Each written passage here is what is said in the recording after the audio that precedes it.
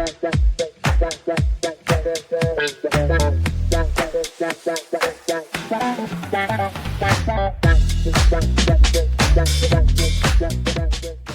the PSN community. I'm Massey, the community manager, and welcome to today's Featured Friday.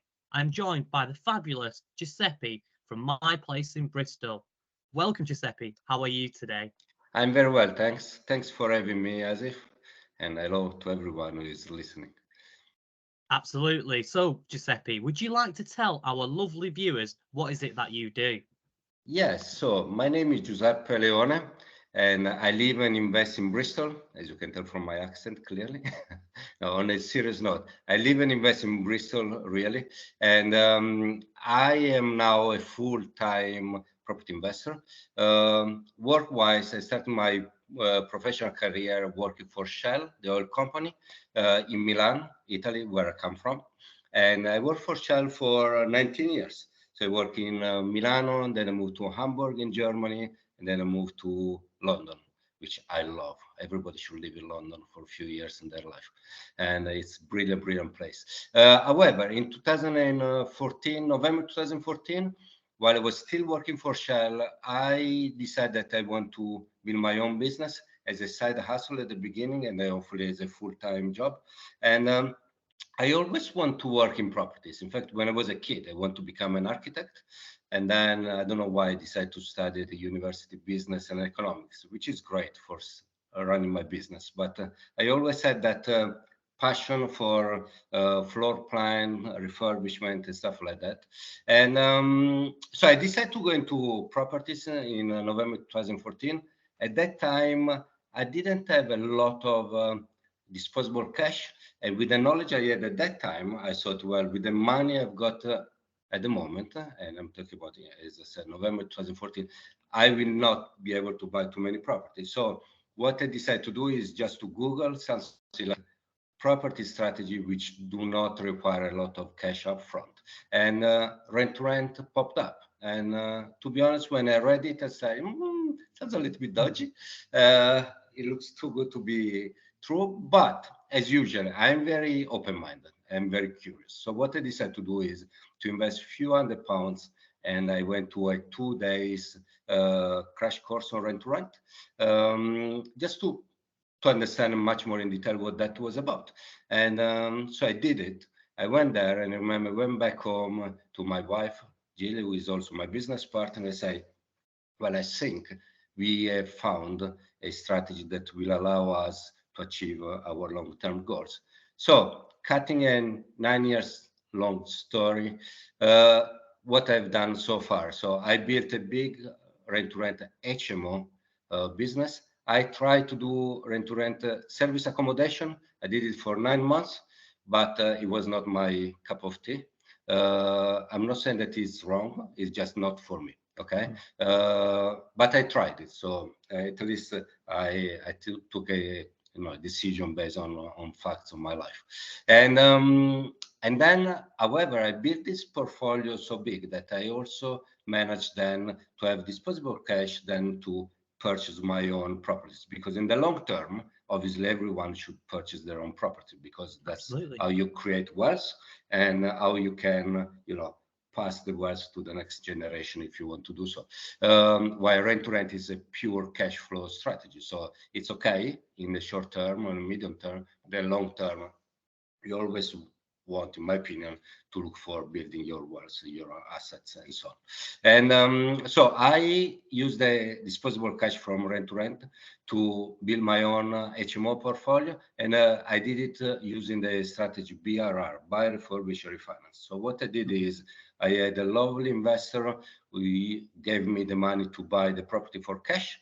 I put my own money to pay for the refurbishment. In that way, I showed that I had skin in the game, because I don't like just getting the money. I said, well, I put just my time, but I don't have any financial impact on me, because personally, I would not feel comfortable with that. There's nothing wrong to do that, but that's not me. Okay. And then, you force appreciation doing the refurbishment. Usually I buy a 3-bedroom derelict house with, pink carpet in the toilet. I love that. And And from like the 1980s or even that's 70s, to be beautiful. honest. Yeah. It's beautiful where there is no central heating. There is, usually all the bits in the bathroom are green and pink. I just love all of that. And then I turn it to usually 5-bedroom HMO. I usually extend the house either on the back or on the side. It's always a one-story extension. I never did a two-story extension. And as I turn it into a 5-bedroom HMO with usually 2 bathrooms, sometimes 3, and then I rent them out. And then obviously when I do so, then I go to the bank, ask for a mortgage, and usually it has always happened. The new mortgage allowed me to repay back my investor capital plus interest, and then I took back probably between 30 and 40% of the money put myself into the refurbishment. And then I look for a new opportunity, and I call back my dear friend investor, say, hey, do you know the money I gave you a few months ago? Can you give them back to me, please?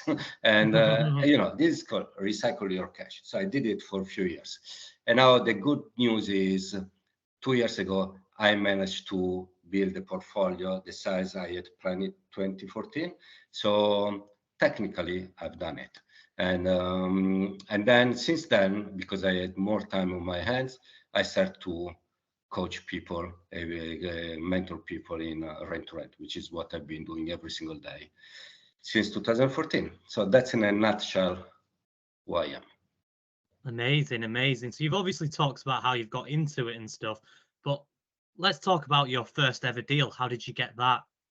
My first deal was really fun because I started with the rent to rent, as I said, and I decided, because I was not very confident at the beginning to go to letting agency, I decided to send letters to the landlords who have got a licensed HMO. So as you might know, if you are a landlord with a licensed HMO, the council holds a list of all those landlords. And at that time, until 2014, it was very easy to get that list. Now it's much, much harder. But in that time, it was, you just download it from the website.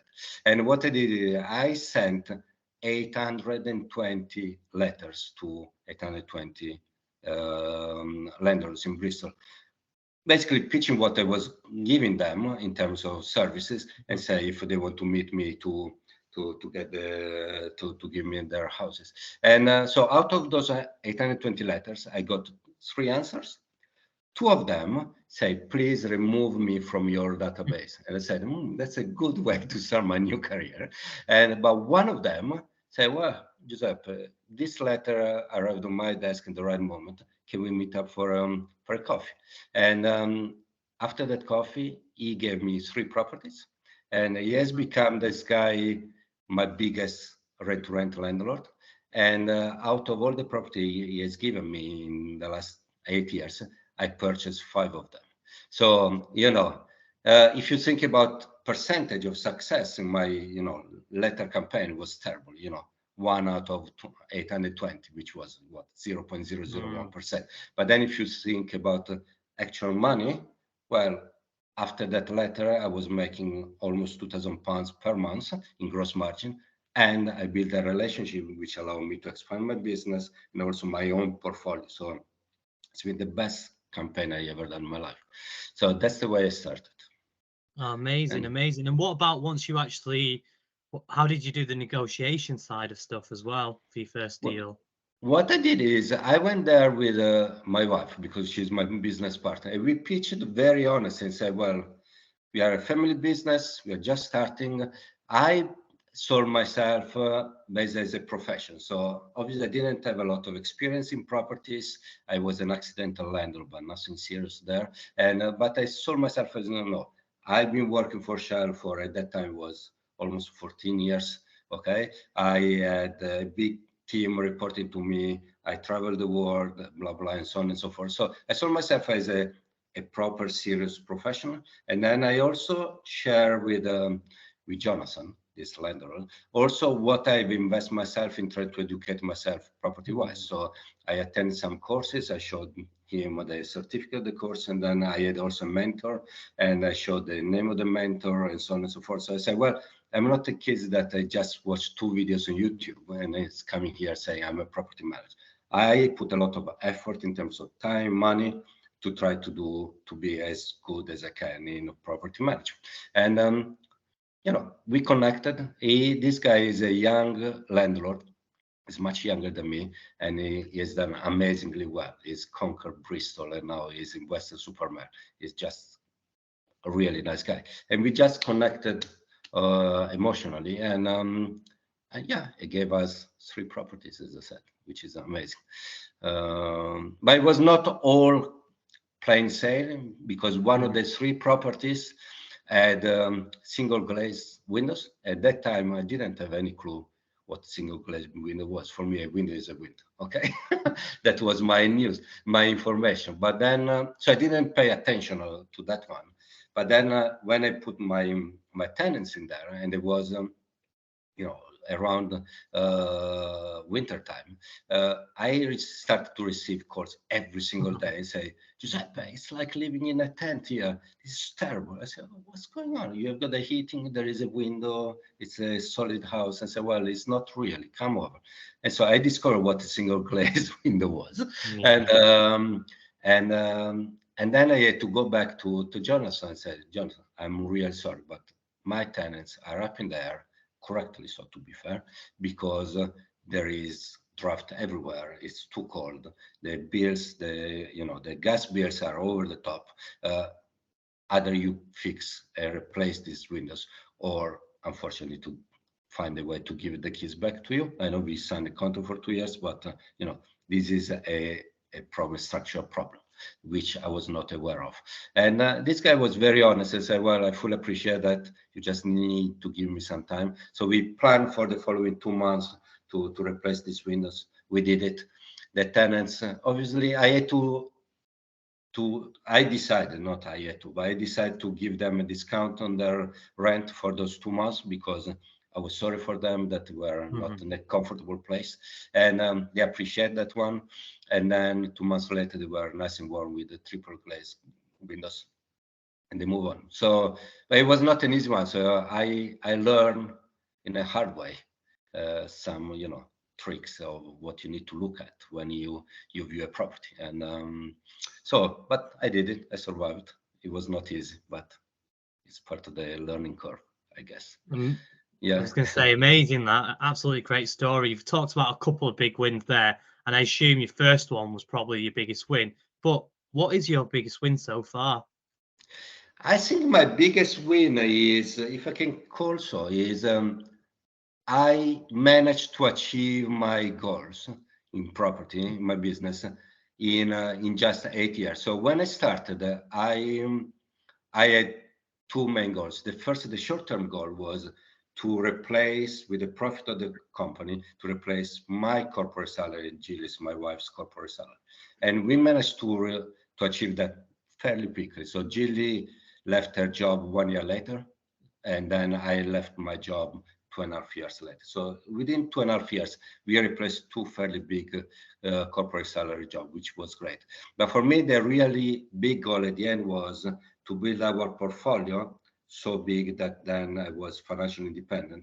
And for me was, I want to have holidays like my kids. So every time the school is closed, I want to have the choice not to work.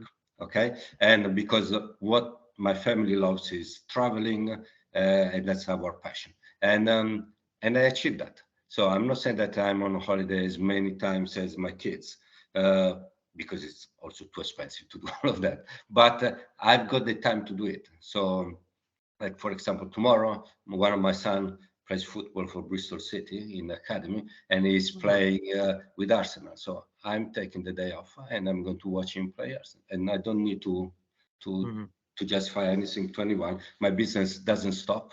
It's still going. And so I think that's my biggest win. I managed to structure my business so that it fits my life the way I want to live. Okay, which is is not being multimillionaire and so on. It's not passive income, by the way, but it's flexibility of working. So I can choose when I work and from where I work. Like last year, I was in Sardinia, in Italy for 5 weeks, and I did it. The business didn't stop.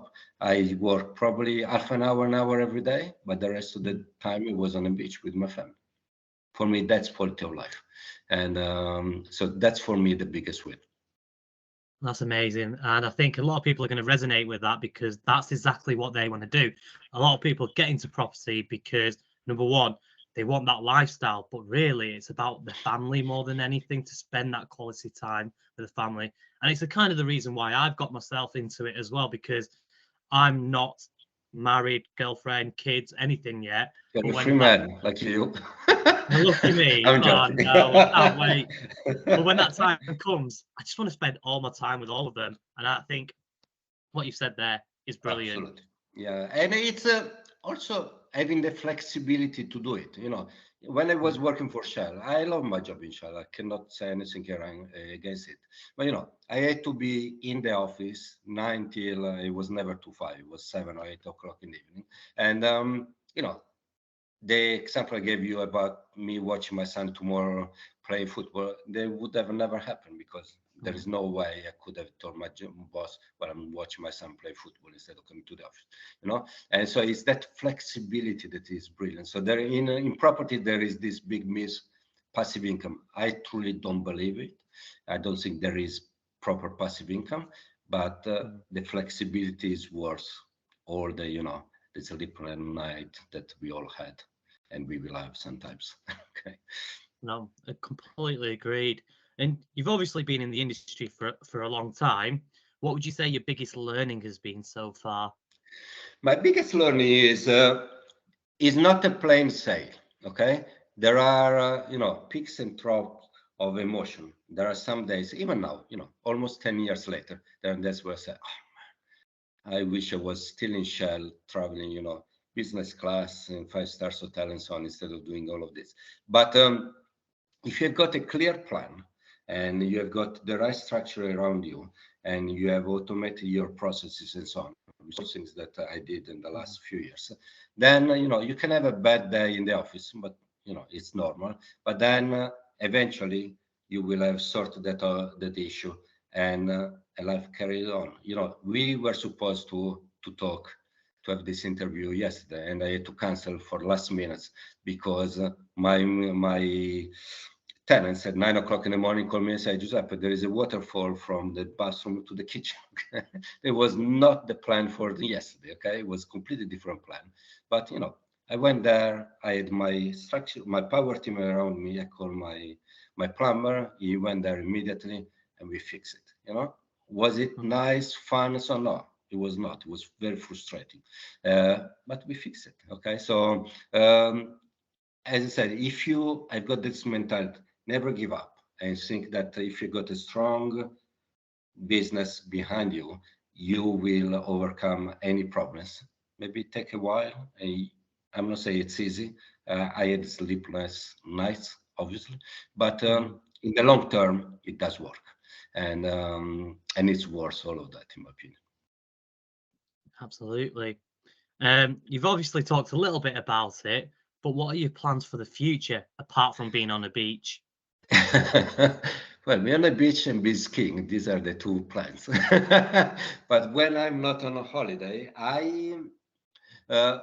the way that our business is set up now is the day-to-day is taken care mainly by my wife, to be honest. I am more in charge of all the emergencies, and then I take care of all the finance bit and so on. But then my real passion is coaching and mentoring people, because my mentors, and I had several mentors in these last 10 years, changed completely my life in a positive way.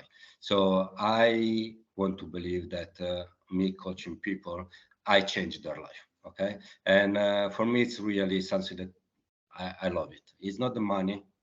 People might say this is wrong, this is rubbish, but I truly say that I get my money from my portfolio. I don't need the money from my mentoring business to fuel my life. It's just the satisfaction, the pleasure to see, when my mentee send me, a photo with the kids, that's my first deal. After 5 weeks or 6 weeks they've been with me, I say, well, there is a bit of me in that selfie there, and I love it, and it's just nice. It's good. So that's what I want to do in the next couple of years, just expand my mentoring business. Not massive, because otherwise I could not give this, 100% to my mentees. So I will never be like progressive with 150 people in the room. That's not me. I'm not saying that that's wrong, but that's not the way I want to coach. It's small groups or one-to-one, and but just make it a little bit bigger than it is now. And then, as I said, every time the school is closed, I want to enjoy my family and my travel. Oh, that's amazing. No, I think what you've said there, yeah, I think you would make an excellent mentor as well. And I think you are going to spend a lot of time with your family. So I'm really excited for what the future does bring for you. And I do wish you a lot of success on there as well. Thank you very much. You're very, very kind. Excellent. Not a problem. And if you could go back to being 16 years old, so I think that was what, 15 years ago? What advice would you give yourself? Which advice would I give to myself? That's a good question. Well, I think what I would do differently is I would do two things differently. The first one, I would learn how to manage my cash flow much earlier. And I personally believe, and it's something that I share with all my friends, schools, so this should be, cash flow management should be a topic that should be taught at senior school, because it doesn't matter if you become a CEO of a multinational company or if you do nothing in your life, you need to manage cash. That's a fact of life. And the sooner you learn it, the smarter decision you can take from a cash flow point of view, and which can impact positively or negatively your life. So, as I said, that's the first thing I would educate myself sooner rather than later. And the second thing is learning about properties much earlier. I started when I was 41, and which is okay. That's not bad. But if I start, your age, as if, and it would have been completely different life. Okay. And I would have built probably a different type of portfolio, and I would have had much more time or longer time to spend with my family. And what I did, probably that's the only small regret I got. I had my kids the same time I was building my business, so I spent a lot of time for the first at least 5 years just working really a lot instead of spending time with my kids. So probably if I change just one thing in my life, I would phase those two things, having kids and build my portfolio into different moments, and ideally having the kids much earlier and then build my portfolio the other way around, but not doing it in parallel, because I did it, and but it's not been an easy journey. So I'm very open here. It's not being, I didn't enjoy my journey. I love the result, obviously, but the journey has been quite rocky, let's put it this way. And so that's what I would change. Does it make sense? Absolutely. Yeah, that's great advice there. So what you was basically saying as well is start sooner rather than later as well. Correct. Absolutely. The sooner you can, the better it is, honestly. And that's my opinion, if that's what you want to do in life. Okay. Yeah. And bear in mind that that's a comment, if I don't mind, I make is you don't have to leave your job to build your property business. If you love your job, for example, I've got a very good friend of mine. He's an engineer and he loves being an engineer. He really loves, but he also loves properties. So he has been building his portfolio as a side hustle, and he has got a very large portfolio. I manage it for him. And because he said, well, I want to keep building my portfolio, but I don't want to manage it. And because I want to keep being an engineer and build my career as an engineer. So you can do things in parallel. So don't think that you have to leave your job. You can, if you want to do it, but it's not, a must. If you love your standard job, 9-to-5 job, keep doing it. You can do the two things in parallel. There is technology and power team around you that will allow you to do both. I agree, absolutely. I think what you've mentioned there as well is a great view of life. And what you've said previously is a key point of staying in your job as well. Staying in your job is good cash flow as well. And if you enjoy it, then you might as well get that cash flow coming in and then invest in that into property long term. So, Exactly. And then at the end, you will have two cash flow in your bank account. So actually, exactly. you could be even richer than you are if you just do just the property invest. And yeah, that's it. Brilliant. No, that's been absolutely fantastic. And do you know what? One of the things that we do with our community members and our featured Friday guests as well is do a little bit of a game, and it's called This and That. So it's a behind the property. We want to know the person behind that. Okay. All it is, I give you two options. Option number Okay. one might be apple. Option number two might be banana, and you have to quickly say which one you prefer. So the first Okay. one, I know which way you're going to say, I think anyway. Italian food or Chinese food? Chinese food. Ooh, okay. You were not expecting that. I was not expecting that at all. Very Yeah, right, because, very interesting. just because it's different. So I love all the Asian food, just because it's not Mhm. what I've been eating every single day. So like tomorrow, I'm going with my son after the match to Japanese food, the Japanese restaurant, just to try something different. And yeah, so No, I understand that. I'm the same. So I come from a Pakistani background. I've had a lot of Pakistani curries, Indian curries. I prefer Chinese food myself. yeah, So I exactly. understand that. But what do you think of British Italian food? As in Italian food made by the Brits. Is it completely different to a proper, wholesome, natural Italian food? I think there is another. They adapted the food, and what the biggest difference I see is in England or in UK. Let's call it this way. They tend to put black pepper everywhere. You know, it's if you go to an Italian restaurant in Italy, the waiter will not come to you always with this mega bit of black pepper. So black pepper everywhere, you know, in anything you can ask. You can ask from a piece of bread to a dessert. They just put this pepper everywhere. In Italy, they don't do that. Okay, so that's the bit I don't like. I don't like black pepper, by the way, and so I always say no. But there are some good places in the UK where you can eat very good Italian food. In Bristol, where I live, there is a pizzeria which you can eat anything, which is run by British couple. I know them very well. Their daughter used to go to nursery with my son, and the food is superb. You know, they've got in the kitchen Italian chefs. They just get Italian products. You know, it's not difficult to do it, to be honest, and just need to choose the right product and just make it very simple. And please don't use too much black No, don't use too much black pepper. pepper. What would you say your speciality is in Italian food then? Me cooking. Yes, you cooking. What would if I came round to your house, what Italian food would you cook me?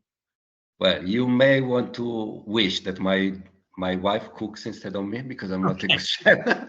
But I got a couple of things. So I did today because I'm alone with my son this week. I cooked pasta with peas, and that's really good. And then the other thing I'm not specialized, but I do very often is chicken chopped up in small chunk in flour, cooked on a pan with then some olives and um, and then that's and some lemon on top of it, and that's usually is quite popular with my kids at least. And so these are the two. But unfortunately, my mom was a great chef, was a really good cook, and I didn't learn anything from her, unfortunately.